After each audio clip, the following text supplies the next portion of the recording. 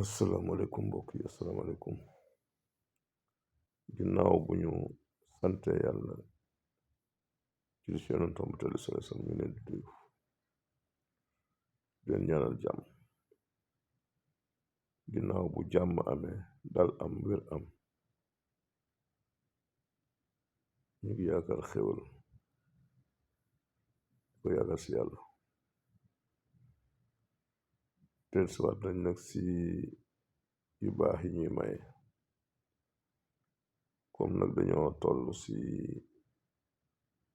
di dugg daanaka wala ñuy waaj a dugg si fukki fan yu mujj yi si wàllu koor gi daañu am lu ñu maye ngeen partagé ko.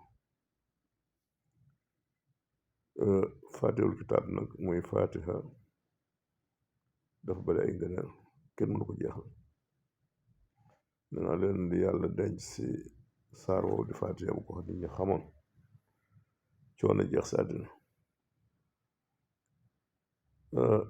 miim gi rek la si ne say mbóot bari na. bismillahi lay commencé miim gi ak miim yëpp yi na si fatiha ay mbóot la. wala daalina daat googu daat wala daalina daat googu la sa nekk say ngir kenn xamu ko. araf boo si jël rek am nay mbóot muy lu yéeme. tey nag daañ leen si may ñaar si fatiha boo amee soxla bu jàmp bu mënta xaar wala nit di sa soxla bu mënta xaar wala nit na si yitte nga bëgg mu am sa ndam defal ko fatiha rek boo xamante ne danga koy jàng ba mu jeex nga téye sa noom maanaam maa mi ngi koy jàng day téye sa noom doo nooy kooku moom bol fital ñooyam. ñaareel bi mooy bu ñu tollee si fukki fan yu mujj yi si weeru koor gi ngeen profitoo def ko ndax xëy na ku mu rëcc ci déwén nga koy mën defaat suñ fi yàlla fi bàyyi ak kàttanam. mooy nga jël benn tàndarma jàng si juróom-ñaari fatiha ak juróom-ñaari inaan sa naaxu nga def ko si tàndarma bi jox ko sa doom mu lekk, sa doom bu góor sa doom bu jigéen. incha allah rabbi doom jooju du la gàccaal mukk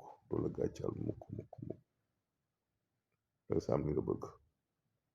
lii nag lañ doon maye tey si njeextalu koor gi si fukki fan yu mujj yi kon ngeen partagé ko te ñaan yàlla dolli jàmm ak dal si réew mi. ñëwaat nañ nag si liggéey bi incha allah rabbi dindi yu baax yi ñu tawat nañu am yaakaar ni incha allah solution am ñu ngi ñëw. ngeen ñaanal ñu gudd fan ak wér ndax bu ñu fi yàggee rek incha allah yu bëri dina leer. jërëjëf.